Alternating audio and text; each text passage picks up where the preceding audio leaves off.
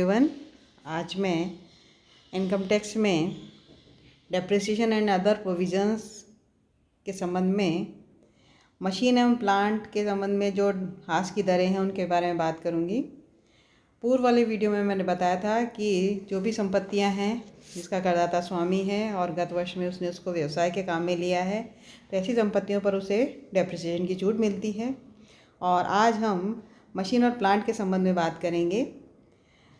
Depreciation समूह पर मिलता है, ब्लॉक ऑफ असेट्स होती हैं उन पर एक ही दर की संपत्तियों को उस पर शामिल करके उस पर डेप्रिसिएशन की छूट दी जाती है। तो प्लांट और मशीनरी के अंतर्गत विभिन्न प्रकार के मशीन और प्लांट शामिल हैं और इन सभी के लिए अलग अलग दरें दी गई हैं। और यदि किसी मशीन या प्लांट के लिए अलग से डेप्रिसिएशन की रेट नहीं दी गई है तो उस पर 15% की दर से डेप्रिसिएशन की छूट मिलेगी। और इनकम टैक्स के परिपत्र संख्या 103/2016 द्वारा यह निर्धारित किया गया है कि 1 अप्रैल 2017 से अधिकतम जो मूल्यह्रास की दर है वो 40% है। यानी कर निर्धारण वर्ष 2018-19 से जिन भी प्लांट और मशीनरी पर 40% से अधिक की दर पर ह्रास स्वीकृत होता था उन पर अब केवल 40% की दर से ही डेप्रिसिएशन की छूट मिलेगी। तो प्लांट और मशीनरी यानी rate of depreciation for plant and machinery में ब्लॉक 5 समूह संख्या 5 में ह्रास की सामान्य दर दे रखी है 15%, जो कि उन सभी मशीनों और प्लांट पर जो समूह 6 से 8 में शामिल नहीं है उन पर 15% की दर से डेप्रिसिएशन की छूट मिलेगी। और कार है, व्यवसाय हेतु खरीदी गई एवं प्रयोग में लाई गई ऐसी मोटर कार जो टैक्सी के रूप में किराए पर नहीं चलाई जाती है लेकिन व्यवसाय के काम में ली जा रही है तो उन पर 15% की दर से डेप्रिसिएशन मिलेगा। समूह 6 में जहाज, शिप यानी समुद्री जहाज जिसमें लकड़ी के पतवार के साथ ड्रेजर, टग, बार्ज, सर्वे लॉन्च और फिशिंग पोत शामिल हैं। और देश के आंतरिक जलमार्ग में चलने वाले जहाज जिनमें स्पीड बोट भी शामिल है उन पर डेप्रिसिएशन की रेट है 20%। समूह 7 में आता है टैक्सी एवं मोटर बस यानी टैक्सी के रूप में प्रयुक्त कार, मोटर बस, मोटर लॉरी इन पर है 30% की रेट। रबड़ व प्लास्टिक के सामान में प्रयुक्त सांचे पर 30%।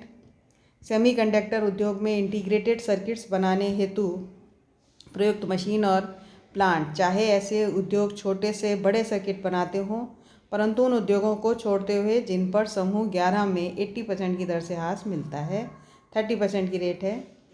समूह 8 में हवाई जहाज एवं हवाई engine, aeroplane and arrow engine शामिल हैं उन पर 40% की रेट है। और 1 अक्टूबर 98 से 31 मार्च 99 तक खरीदे गए वाणिज्यिक वाहनों पर बशर्ते कि इनका व्यवसाय में प्रयोग 1 अप्रैल 1999 से पहले कर लिया गया हो 40% की रेट। विशिष्ट प्रकार के जीवन रक्षक चिकित्सा संबंधी उपकरण पर 40%। नियम 5(2) में वर्णित मशीनों पर बढ़ी हुई दर से ह्रास 40%। समूह 8 का सेकंड ब्लॉक है वो है कांच अथवा प्लास्टिक के बने हुए मर्तबान कंटेनर जिन्हें पुनः भरण यानी रिफ़िल करने के रूप में प्रयोग किया जाता है 40% की रेट है। 1/1/2009 अथवा उसके बाद क्रय किए गए नए वाणिज्यिक वाहनों पर बशर्ते इनका क्रय व व्यवसाय में प्रयोग 1 अक्टूबर 2009 तक हो जाए 40% की रेट। समूह 8 का थर्ड ब्लॉक जो है वो है कंप्यूटर्स एवं सॉफ्टवेयर पर 40%। पुस्तकें चाहे वो प्रोफेशनल यूज़ के लिए हों या उन्हें वार्षिक प्रकाशन या करदाता द्वारा किराए पर देने हेतु काम में ली गई हैं 40% की रेट है। गैस सिलेंडर जिसमें वॉल्व्स और रेगुलेटर भी शामिल हैं। काश उद्योग में प्रयुक्त भट्टी एवं तेल क्षेत्र खनन क्षेत्र संचालन हेतु जमीन के अंदर या बाहर प्रयुक्त मशीनें 40% की रेट। फिर फोर्थ, विशेष प्रकार की मशीनें या प्लांट, आटा मिल, स्टील उद्योग, चीनी मिल में प्रयुक्त रोलर 40%। ऊर्जा बचत उपाय हेतु प्रयुक्त प्लांट और मशीनरी पर 40%। ठोस अवशिष्ट पदार्थों के पुनः चक्रण पुनः साधन प्राप्त करने वाले यंत्रों पर 40%। पवन चक्कियाँ, हवा से चलने वाले अन्य उपकरण पर 40%।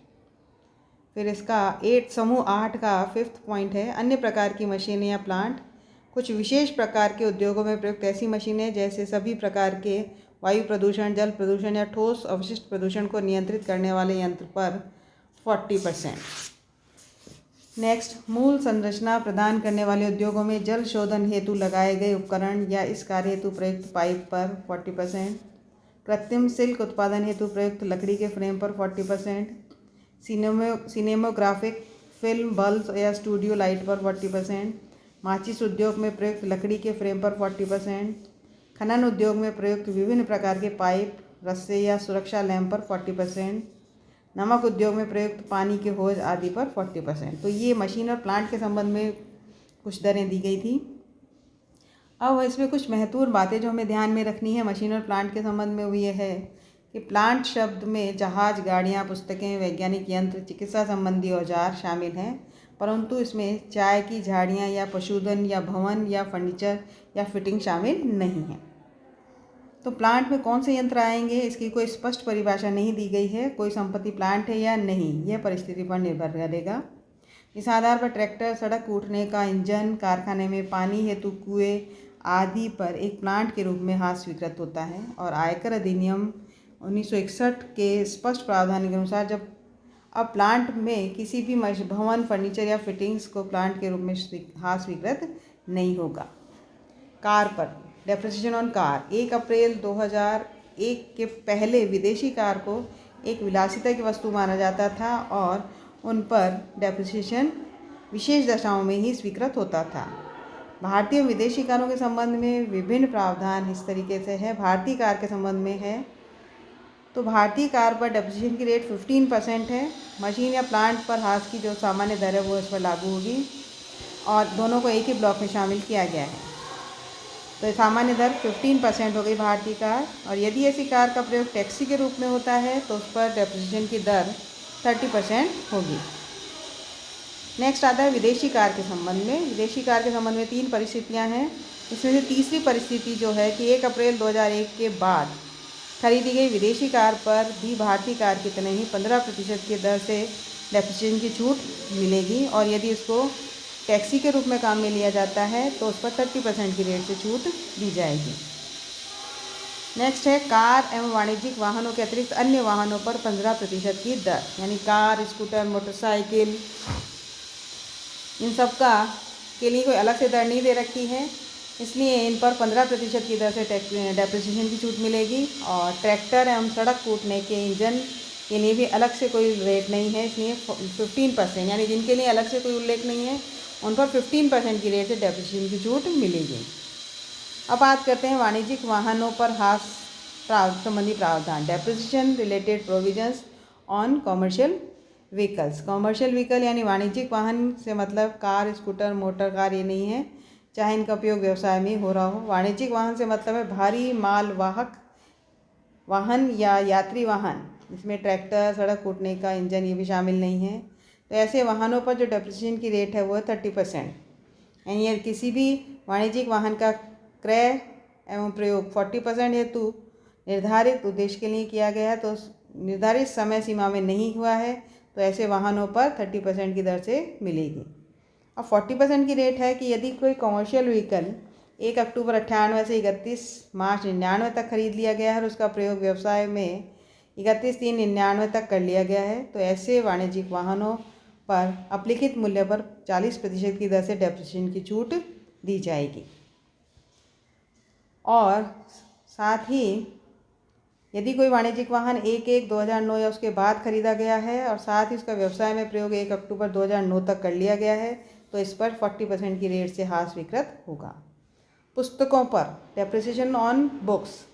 पुस्तकों को प्लांट मानते हुए पूर्व में इन पर भिन्न परिस्थितियों में 60% या 100% की रेट से डेप्रिसिएशन की छूट दी जाती थी, लेकिन अब कर निर्धारण वर्ष 18-19 से सभी पुस्तकों पर 40% की रेट से डेप्रिसिएशन की छूट दी जाएगी।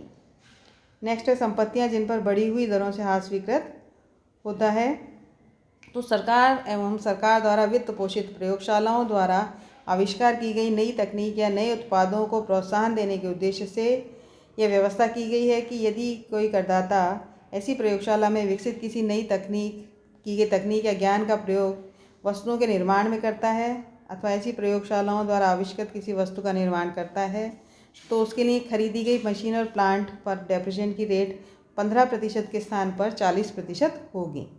तो इस नियम में विशिष्ट प्रयोगशालाएं ऐसी हैं, यानी उन्हें माना जाएगा जो प्रयोगशालाएं जिनका स्वामित्व सरकार या सार्वजनिक क्षेत्र की किसी कंपनी के पास हो, या ऐसी प्रयोगशाला का स्वामित्व विश्वविद्यालय अथवा केंद्रीय सरकार द्वारा मान्यता प्राप्त किसी संस्था के पास हो। ऐसी प्रयोगशाला की वित्त व्यवस्था सरकार द्वारा की जाए। तो ये कुछ शर्तें हैं जिनको ध्यान में रखते हुए वे करना है। नेक्स्ट है अमूर्त संपत्तियों के संबंध में ह्रास की दरें, rate of depreciation on intangible assets.